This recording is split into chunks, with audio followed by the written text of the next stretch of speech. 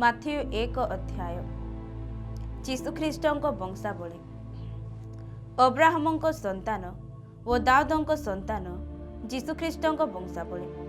Abraham ଇସହାକଙ୍କୁ ଜନ୍ମ ଦେଲେ, ଇସହାକ ଯାକୋବଙ୍କୁ ଜନ୍ମ ଦେଲେ, ଯାକୋବ ଜିହୁଦା ଓ ତାଙ୍କ ଭାଇମାନଙ୍କୁ ଜନ୍ମ ଦେଲେ।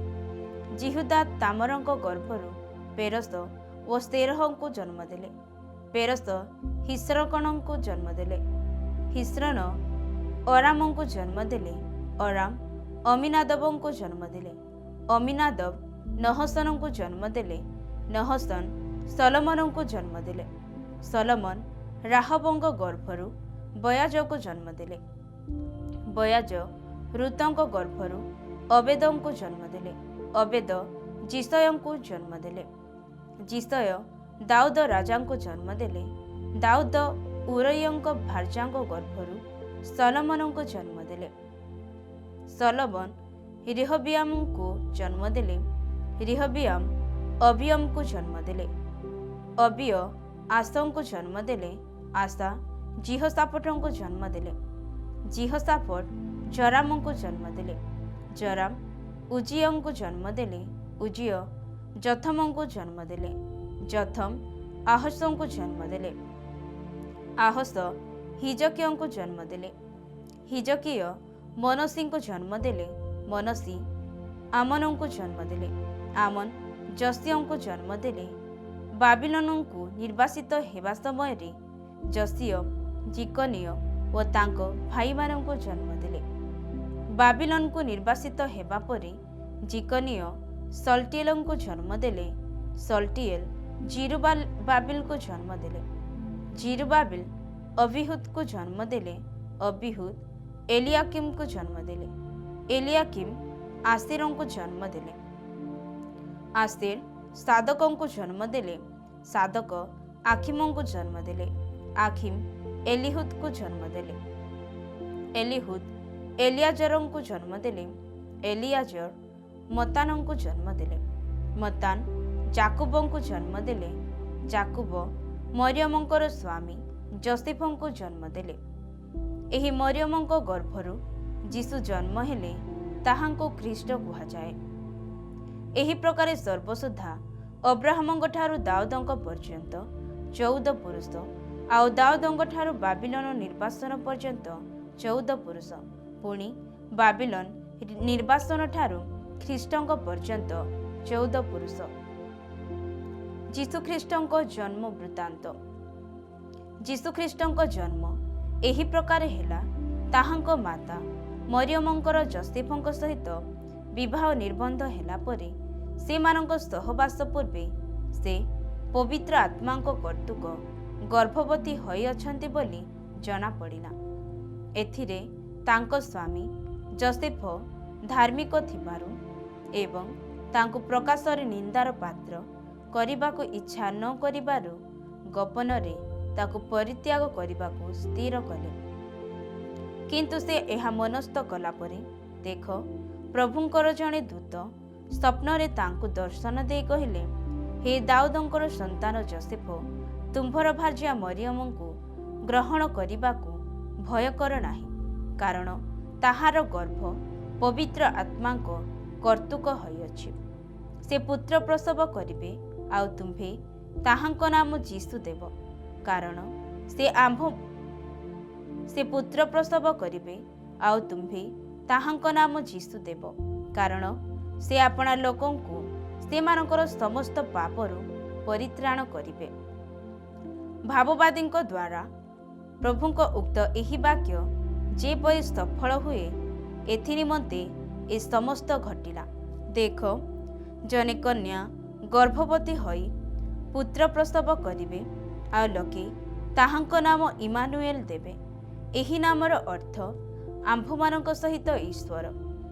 ଏଥିରେ ଯୋସେଫ ନିଦ୍ରାରୁ ଉଠି ପ୍ରଭୁଙ୍କ ଦୂତ ତାଙ୍କୁ ଯେପରି ଆଜ୍ଞା ଦେଇଥିଲେ ସେହିପରି କଲେ ଓ ନିଜ ଭାର୍ଯ୍ୟାଙ୍କୁ ଗ୍ରହଣ କଲେ। କିନ୍ତୁ ସେ ପୁତ୍ର ପ୍ରସବ ନ କରିବା ପର୍ଯ୍ୟନ୍ତ ତାଙ୍କ ସହବାସ କଲେ ନାହିଁ, ଆଉ ସେ ପୁତ୍ରଙ୍କ ନାମ ଯୀଶୁ ଦେଲେ। ମାଥିଉ 2 ଅଧ୍ୟାୟ। ପୂର୍ବଦେଶୀୟ ପଣ୍ଡିତମାନେ। ହେରୋଦ ରାଜାଙ୍କ ସମୟରେ ଜିହୁଦା ପ୍ରଦେଶର ବେଥଲେହେମରେ ଯୀଶୁଙ୍କ ଜନ୍ମ ହେବା ପରେ ଦେଖ, ପୂର୍ବ ଦେଶର କେତେକ ପଣ୍ଡିତ ଜେରୁସାଲେମକୁ ଆସି କହିଲେ, ଯିହୁଦୀମାନଙ୍କର ଯେଉଁ ରାଜା ଜନ୍ମଗ୍ରହଣ କରିଅଛନ୍ତି ସେ କେଉଁଠାରେ? କାରଣ ଆମ୍ଭେମାନେ ପୂର୍ବ ଦେଶରେ ତାହାଙ୍କ ତାରା ଦେଖି ତାହାଙ୍କୁ ପ୍ରଣାମ କରିବାକୁ ଆସିଅଛୁ। ଏହା ଶୁଣି ହେରୋଦ ରାଜା ଓ ତାଙ୍କ ସହିତ ସମୁଦାୟ ଜେରୁସାଲେମ ନିବାସୀ ଉଦ୍ବିଗ୍ନ ହେଲେ। ପୁଣି ସେ ଲୋକଙ୍କର ସମସ୍ତ ପ୍ରଧାନ ଯାଜକ ଓ ଶାସ୍ତ୍ରୀଙ୍କୁ ଏକତ୍ର କରି ଖ୍ରୀଷ୍ଟ କେଉଁଠାରେ ଜନ୍ମଗ୍ରହଣ କରିବେ ତାହା ସେମାନଙ୍କଠାରୁ ବୁଝି ନେବାକୁ ଚେଷ୍ଟା କଲେ। ସେମାନେ ତାଙ୍କୁ କହିଲେ, ଜିହୁଦା ପ୍ରଦେଶର ବେଥଲେହେମରେ, କାରଣ ଭାବବାଦୀଙ୍କ ଦ୍ୱାରା ଏପରି ଲେଖା ଅଛି, ଆଉ ଜିହୁଦାର ପ୍ରଦେଶର ବେଥଲେହେମ, ତୁ ଜିହୁଦାର ପ୍ରଧାନ ନଗର ସମୂହ ମଧ୍ୟରେ କୌଣସି ପ୍ରକାରେ କ୍ଷୁଦ୍ରତମ ନୁହଁ, କାରଣ ଯେ ଆମ୍ଭର ଇସ୍ରାଏଲ ଲୋକଙ୍କୁ ପ୍ରତିପାଳନ କରିବେ ଏପରି ଜଣେ ଶାସନକର୍ତ୍ତା ତୋଠାରୁ ଉତ୍ପନ୍ନ ହେବେ। ତାପରେ ହେରୋଦ ପଣ୍ଡିତମାନଙ୍କୁ ଗୋପନରେ ଡାକି ସେହି ତାରା କେଉଁ ସମୟରେ ଦେଖାଗଲା ଏହା ସେମାନଙ୍କଠାରୁ ସୂକ୍ଷ୍ମ ରୂପେ ବୁଝିନେଲେ। ପୁଣି ସେ ସେମାନଙ୍କୁ ବେଥଲେହେମକୁ ପଠାଇ କହିଲେ, ଆପଣମାନେ ଯାଇ ସେହି ଶିଶୁଙ୍କ ସମ୍ବନ୍ଧରେ ସୂକ୍ଷ୍ମ ରୂପେ ଅନୁସନ୍ଧାନ କରନ୍ତୁ, ଆଉ ସନ୍ଧାନ ପାଇଲା କ୍ଷଣି ଆମ୍ଭକୁ ସମ୍ବାଦ ଦିଅନ୍ତୁ, ଯେପରି ଆମ୍ଭେ ମଧ୍ୟ ଯାଇ ତାହାକୁ ପ୍ରଣାମ କରିବା। ସେଥିରେ ସେମାନେ ରାଜାଙ୍କ କଥା ଶୁଣି ଚାଲିଗଲେ। ଆଉ ଦେଖ, ସେମାନେ ପୂର୍ବ ଦେଶରେ ଯେଉଁ ତାରା ଦେଖିଥିଲେ ତାହା ସେମାନଙ୍କ ଆଗେ ଆଗେ ଯାଇ ଯେଉଁଠାରେ ଶିଶୁ ଥିଲେ ଶେଷରେ ସେହି ସ୍ଥାନ ଉପରେ ସ୍ଥଗିତ ହେଲା। ସେମାନେ ତାରା ଦେଖି ମହାନନ୍ଦରେ ଅତିଶୟ ଆନନ୍ଦିତ ହେଲେ, ଆଉ ଗୃହ ଭିତରକୁ ଯାଇ ଶିଶୁଙ୍କୁ ତାଙ୍କ ମାତାଙ୍କ ମରିୟମଙ୍କ ସଙ୍ଗରେ ଦେଖିଲେ ଓ ତାଙ୍କୁ ଭୂମିଷ୍ଠ ପ୍ରଣାମ କଲେ। ପୁଣି ଆପଣା ଆପଣା ପେଡ଼ି ଫିଟାଇ ସୁନା, କୁନ୍ଦୁରୁ ଓ ଗନ୍ଧରସ ତାହାକୁ ଦର୍ଶନୀ ଦେଲେ। ପରେ ହେରୋଦଙ୍କ ନିକଟକୁ ବାହୁଡ଼ି ନ ଯିବାକୁ ସ୍ୱପ୍ନରେ ପ୍ରତ୍ୟାଦେଶ ପାଇଁ ସେମାନେ ଅନ୍ୟ ପଥ ଦେଇ ସ୍ୱଦେଶକୁ ପ୍ରସ୍ଥାନ କଲେ। ମିଶରକୁ ପଳାୟନ। ସେମାନେ ପ୍ରସ୍ଥାନ କଲା ଅଦାରେ ଦେଖ, ପ୍ରଭୁଙ୍କର ଜଣେ ଦୂତ ସ୍ୱପ୍ନରେ ଯୋସେଫଙ୍କୁ ଦର୍ଶନ ଦେଇ କହିଲେ, ଉଠ, ଶିଶୁ ଓ ତାହାଙ୍କ ମାତାକୁ ଘେନି ମିଶରକୁ ପଳା। ପୁଣି ଆମ୍ଭେ ତୁମ୍ଭକୁ ନ କହିବା ପର୍ଯ୍ୟନ୍ତ ସେଠାରେ ରୁହ, କାରଣ ଶିଶୁକୁ ବିନାଶ କରିବା ନିମନ୍ତେ ହେରୋଦ ତାହାଙ୍କୁ ଅନ୍ୱେଷଣ କରିବାକୁ ଉଦ୍ୟତ। ଏଥିରେ ସେ ଉଠି ରାତ୍ରିରେ ଶିଶୁ ଓ ତାହାଙ୍କ ମାତାଙ୍କୁ ଘେନି ମିଶରକୁ ପଳାଇ ଗଲେ, ଆଉ ହେରୋଦଙ୍କ ମରଣ ପର୍ଯ୍ୟନ୍ତ ସେଠାରେ ରହିଲେ, ଯେପରି ଭାବବାଦୀଙ୍କ ଦ୍ୱାରା ପ୍ରଭୁଙ୍କର ଏହି ଉକ୍ତ ବାକ୍ୟ ସଫଳ ହୁଏ, ମିଶରରୁ ଆମ୍ଭେ ଆପଣା ପୁତ୍ରକୁ ଆହ୍ୱାନ କଲୁ। ହେରୋଦଙ୍କ ଶିଶୁ ହତ୍ୟା। ଇତିମଧ୍ୟରେ ହେରୋଦ ପଣ୍ଡିତମାନଙ୍କ ଦ୍ୱାରା ଆପଣାକୁ ପ୍ରବଞ୍ଚିତ ହେବା ଦେଖି କ୍ରୋଧାନ୍ଧ ହୋଇଗଲେ, ଆଉ ସେମାନଙ୍କ ନିକଟରୁ ସୂକ୍ଷ୍ମ ରୂପେ ଯେଉଁ ସମୟ ବୁଝିଥିଲେ ତଦନୁସାରେ 2 ବର୍ଷ ଓ ସେଥିରୁ ନ୍ୟୁନ ବୟସ୍କ ଯେତେ ବାଳକ ବେଥଲେହେମ ପୁଣି ସେଥିର ସମସ୍ତ ସୀମା ମଧ୍ୟରେ ଥିଲେ ଲୋକ ପଠାଇ ସେହି ସମସ୍ତଙ୍କୁ ବଧ କରାଇଲେ। ସେତେବେଳେ ଯିରିମିୟ ଭାବବାଦୀଙ୍କ ଦ୍ୱାରା ଉକ୍ତ ଏହି ବାକ୍ୟ ସଫଳ ହେଲା। ରାମାରେ ସ୍ୱର ଶୁଣାଗଲା ରୋଦନ ଓ ଅତିଶୟ ବିଳାପ। ରାହେଲ ଆପଣା ସନ୍ତାନମାନଙ୍କ ନିମନ୍ତେ ରୋଦନ କରୁଥିଲେ, ଆଉ ସେମାନେ ନାହାନ୍ତି ବୋଲି ସେ ସାନ୍ତ୍ୱନାର କଥା ମାନିବାକୁ ଇଚ୍ଛା କରୁନଥିଲେ। ନାଜରିତକୁ ପ୍ରତ୍ୟାବର୍ତ୍ତନ। ହେରୋଦଙ୍କ ମୃତ୍ୟୁ ଉତ୍ତାରେ ଦେଖ, ପ୍ରଭୁଙ୍କର ଜଣେ ଦୂତ ମିଶରରେ ଯୋସେଫଙ୍କୁ ସ୍ୱପ୍ନରେ ଦର୍ଶନ ଦେଇ କହିଲେ, ଉଠ, ଶିଶୁ ଓ ତାହାଙ୍କ ମାତାକୁ ଘେନି ଇସ୍ରାଏଲ ଦେଶକୁ ଗମନ କର, କାରଣ ଯେଉଁମାନେ ଶିଶୁଙ୍କୁ ପ୍ରାଣ ବିନାଶ କରିବା ନିମନ୍ତେ ଚେଷ୍ଟା କରୁଥିଲେ ସେମାନଙ୍କର ମୃତ୍ୟୁ ଘଟିଅଛି। ସେଥିରେ ସେ ଉଠି ଶିଶୁ ଓ ତାହାଙ୍କ ମାତାକୁ ଘେନି ଇସ୍ରାଏଲ ଦେଶକୁ ଆସିଲେ। ମାତ୍ର ଆର୍ଖିଲାୟ ଆପଣା ପିତା ହେରୋଦଙ୍କ ସ୍ଥାନରେ ଜିହୁଦା ପ୍ରଦେଶର ରାଜା ହୋଇଅଛନ୍ତି, ଏହା ଶୁଣି ସେଠାକୁ ଯିବା ପାଇଁ ସେ ଭୟ କଲେ। କିନ୍ତୁ ସ୍ୱପ୍ନରେ ପ୍ରତ୍ୟାଦେଶ ପାଇଁ ସେ ଗାଲିଲୀୟ ଅଞ୍ଚଳକୁ ପଳାଇ ଗଲେ। ଓ ନାଜରିତ୍ୟ ନାମକ ନଗରରେ ଯାଇ ବାସ କଲେ। ଯେପରି ଭାବବାଦୀମାନଙ୍କ ଦ୍ୱାରା ଉକ୍ତ ବାକ୍ୟ ସଫଳ ହୁଏ ଯେ ସେ ନାଜରିତ୍ୟ ବୋଲି ଖ୍ୟାତ ହେବେ। ମାଥିଉ 3 ଅଧ୍ୟାୟ। ବାପ୍ତିଜକ ଜହନଙ୍କର ପ୍ରଚାର। ସେହି କାଳରେ ବାପ୍ତିଜକ ଜହନ ଉପସ୍ଥିତ ହୋଇ ଜିହୁଦା ପ୍ରଦେଶର ପ୍ରାନ୍ତରରେ ଘୋଷଣା କରି କହିବାକୁ ଲାଗିଲେ, ମନ ପରିବର୍ତ୍ତନ କର, କାରଣ ସ୍ୱର୍ଗରାଜ୍ୟ ସନ୍ନିକଟ। ଯିଶାୟ ଭାବବାଦୀଙ୍କ ଦ୍ୱାରା ଯାହାଙ୍କ ବିଷୟରେ ଏହି ବାକ୍ୟ ଉକ୍ତ ହୋଇଥିଲା, ଏହି ସେହି ବ୍ୟକ୍ତି ପ୍ରାନ୍ତରରେ ଉଚ୍ଚ ଶବ୍ଦ କରୁଥିବା ଜଣକର ସ୍ୱର, ପ୍ରଭୁଙ୍କ ପଥ ପ୍ରସ୍ତୁତ କର, ତାହାଙ୍କ ରାଜଦାଣ୍ଡ ସଳଖ କର। ସେହି ଜହନ ଅଟଲମର ବସ୍ତ୍ର ପିନ୍ଧୁଥିଲେ ଓ ଆପଣା କଟିରେ ଚର୍ମପଟୁକା ବାନ୍ଧୁଥିଲେ। ପୁଣି ତାହାଙ୍କ ଖାଦ୍ୟ ପଙ୍ଗପାଳ, କ୍ୟାର ବୃକ୍ଷର ଫଳ ଓ ବନମଧୁ ଥିଲା। ସେତେବେଳେ ଜେରୁସାଲେମ ଓ ସମଗ୍ର ଜିହୁଦା ପ୍ରଦେଶ, ପୁଣି ଜର୍ଦ୍ଦନ ନିକଟବର୍ତ୍ତୀ ସମସ୍ତ ଅଞ୍ଚଳର ଲୋକମାନେ ବାହାରି ତାହାଙ୍କ ନିକଟକୁ ଆସିବାକୁ ଲାଗିଲେ, ଆଉ ଆପଣା ଆପଣା ପାପ ସ୍ୱୀକାର କରି ତାହାଙ୍କ ଦ୍ୱାରା ଜର୍ଦ୍ଦନ ନଦୀରେ ବାପ୍ତିଜିତ ହେଲେ। କିନ୍ତୁ ଫାରୁସୀ ଓ ସାଧୁକୀମାନଙ୍କ ମଧ୍ୟରୁ ଅନେକ ବାପ୍ତିସ୍ମ ନିମନ୍ତେ ଆସୁଅଛନ୍ତି। ଏହା ଦେଖି ସେ ସେମାନଙ୍କୁ କହିଲେ, ରେ କାଳସର୍ପର ବଂଶ, ଆଗାମୀ କ୍ରୋଧରୁ ପଳାୟନ କରିବା ନିମନ୍ତେ କିଏ ତୁମ୍ଭମାନଙ୍କୁ ଚେତନା ଦେଲା? ଏଣୁ ମନ ପରିବର୍ତ୍ତନ ଓ ଉପଯୁକ୍ତ ଫଳ ଉତ୍ପନ୍ନ କର। ପୁଣି ଅବ୍ରାହମ ତ ଆମ୍ଭମାନଙ୍କର ପିତା ମନେ ମନେ ଏପରି କହିବାକୁ ଭାଳ ନାହିଁ, କାରଣ ମୁଁ ତୁମ୍ଭମାନଙ୍କୁ କହୁଅଛି, ଈଶ୍ୱର ଏହି ପଥର ଗୁଡ଼ାକରୁ ଅବ୍ରାହମଙ୍କ ନିମନ୍ତେ ସନ୍ତାନ ଉତ୍ପନ୍ନ କରିପାରନ୍ତି। ଆଉ ଏବେ ସୁଦ୍ଧା ଗଛଗୁଡ଼ିକ ମୂଳରେ କୁର୍ହାଡ଼ି ଲାଗିଅଛି। ଅତଏବ ଯେକୌଣସି ଗଛ ଭଲ ଫଳ ନ ଫଳେ ତାହା ହଣାଯାଇ ନିଆଁରେ ପକାଯିବ। ମୁଁ ସିନା ତୁମ୍ଭମାନଙ୍କୁ ମନ ପରିବର୍ତ୍ତନ ନିମନ୍ତେ ଜଳରେ ବାପ୍ତିସ୍ମ ଦେଉଅଛି, ମାତ୍ର ମୋ ଦ୍ୱାରା ଯେ ଆସୁଅଛନ୍ତି ସେ ମୋ ଠାରୁ ଅଧିକ ଶକ୍ତିମାନ, ତାହାଙ୍କ ପାଦୁକା ବହନ କରିବା ପାଇଁ ମୁଁ ଯୋଗ୍ୟ ନୁହେଁ। ସେ ତୁମ୍ଭମାନଙ୍କୁ ପବିତ୍ର ଆତ୍ମା ଓ ଅଗ୍ନିରେ ବାପ୍ତିସ୍ମ ଦେବେ। ତାହାଙ୍କ ହାତରେ କୁଲା ଅଛି, ଆଉ ସେ ନିଜ ଖଳା ଉତ୍ତମ ରୂପେ ପରିଷ୍କାର କରି ଆପଣା ଗହମ ଅମାରରେ ସଂଗ୍ରହ କରି ରଖିବେ, କିନ୍ତୁ ଅଗାଡ଼ିକ ଯାକ ଅନିର୍ବାଣ ଅଗ୍ନିରେ ପୋଡ଼ି ପକାଇବେ। ଯୀଶୁଙ୍କ ଜଳଦୀକ୍ଷା ଗ୍ରହଣ। ସେତେବେଳେ ଯୀଶୁ ଜହନଙ୍କ ଦ୍ୱାରା ବାପ୍ତିଜିତ ହେବା ନିମନ୍ତେ ଗାଲିଲରୁ ଜର୍ଦ୍ଦନକୁ ଆସିଲେ। କିନ୍ତୁ ଜହନ ତାହାକୁ ନିବାରଣ କରିବାକୁ ଚେଷ୍ଟା କରି କହିଲେ, ଆପଣଙ୍କ ଦ୍ୱାରା ବାପ୍ତିଜିତ ହେବା ମୋହର ପ୍ରୟୋଜନ, ଆଉ ଆପଣ ମୋ ନିକଟକୁ ଆସୁଅଛନ୍ତି। ମାତ୍ର ଯୀଶୁ ତାଙ୍କୁ ଉତ୍ତର ଦେଲେ, ଏବେ ସମ୍ମତ ହୁଅ, କାରଣ ଏହି ପ୍ରକାର ସମସ୍ତ ଧର୍ମକର୍ମ ସାଧନ କରିବା ଆମ୍ଭମାନଙ୍କର ଉପଯୁକ୍ତ। ସେଥିରେ ସେ ତାହାଙ୍କ କଥାରେ ସମ୍ମତ ହେଲେ। ଯୀଶୁ ବାପ୍ତିଜିତ ହେଲା କ୍ଷଣି ଜଳରୁ ଉଠି ଆସିଲେ, ଆଉ ଦେଖ, ଆକାଶ ଉନ୍ମୁକ୍ତ ହେଲା। ପୁଣି ସେ ଈଶ୍ୱରଙ୍କ ଆତ୍ମାଙ୍କୁ କପୋତ ପରି ଅବତରଣ କରି ଆପଣା ଉପରକୁ ଆସିବା ଦେଖିଲେ।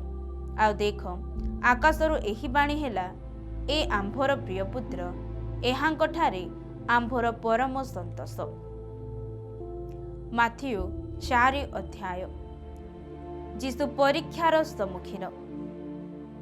ସେତେବେଳେ ଯୀଶୁ ଶୟତାନ ଦ୍ୱାରା ପରୀକ୍ଷିତ ହେବା ନିମନ୍ତେ ଆତ୍ମାଙ୍କ କର୍ତ୍ତୃକ ପ୍ରାନ୍ତରକୁ ନୀତ ହେଲେ।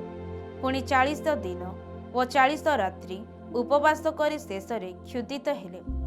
ଆଉ ପରୀକ୍ଷକ ତାହାଙ୍କ ନିକଟକୁ ଆସି କହିଲା, ତୁମ୍ଭେ ଯେବେ ଈଶ୍ୱରଙ୍କ ପୁତ୍ର, ତେବେ ଏହି ପଥର ଗୁଡ଼ାକ ରୁଟି ହେବା ପାଇଁ ଆଜ୍ଞା ଦିଅ। କିନ୍ତୁ ଯୀଶୁ ଉତ୍ତର ଦେଲେ, ଲେଖା ଅଛି, ମନୁଷ୍ୟ କେବଳ ରୁଟିରେ ବଞ୍ଚିବ ନାହିଁ, ମାତ୍ର ଈଶ୍ୱରଙ୍କ ମୁଖରୁ ନିର୍ଗତ ପ୍ରତ୍ୟେକ ବାକ୍ୟରେ ବଞ୍ଚିବ। ତହିଁ ଉତ୍ତାରେ ଶୟତାନ ତାହାକୁ ପୁଣ୍ୟ ନଗରୀକୁ ଘେନିଯାଇ ମନ୍ଦିରର ଛାତ ଉପରେ ଠିଆ କରାଇ ତାହାକୁ କହିଲା, ତୁମ୍ଭେ ଯେବେ ଈଶ୍ୱରଙ୍କ ପୁତ୍ର, ତେବେ ତଳକୁ ଡେଇଁପଡ଼, କାରଣ ଲେଖା ଅଛି, ସେ ଆପଣା ଦୂତମାନଙ୍କୁ ତୁମ୍ଭ ବିଷୟରେ ଆଜ୍ଞା ଦେବେ, ଆଉ କାଳେ ତୁମ୍ଭ ପାଦ ପଥରରେ ବାଜିବ, ଏଥିପାଇଁ ସେମାନେ ତୁମ୍ଭକୁ ହସ୍ତରେ ତଳି ଧରିବେ। ଯୀଶୁ ତାଙ୍କୁ ଉତ୍ତରରେ କହିଲେ, ଆହୁରି ଲେଖା ଅଛି, ତୁମ୍ଭେ ପ୍ରଭୁ ଆପଣା ଈଶ୍ୱରଙ୍କୁ ପରୀକ୍ଷା କରିବ ନାହିଁ। पुनश्च शयतान ताहाकु गोटे अति उच्च पर्वत उपरकु घेनी जाए जगतर समस्त राज्य व से सबुर ऐश्वर्य देखाए कहिला, तुम्भे जेबे आम्भकु भूमिष्ठ प्रणाम करिब तेबे आम्भे एही समस्त तुम्भकु देबा।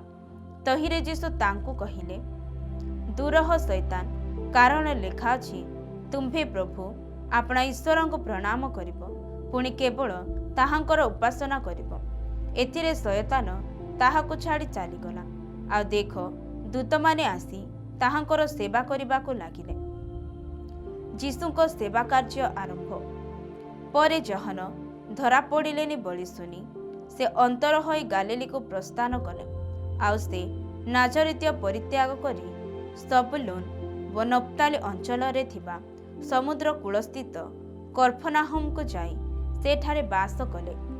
जेपरि जिसाय भाववादी द्वारा उक्त एही वाक्य सफल हुए। सबुलून देश व नप्ताली देश समुद्र निकटवर्ती व जर्दनर अपर पार्श्वस्थ विजातीय मानक गालीली। अंधकारवासी लोके यह महा आलोक दर्शन कले।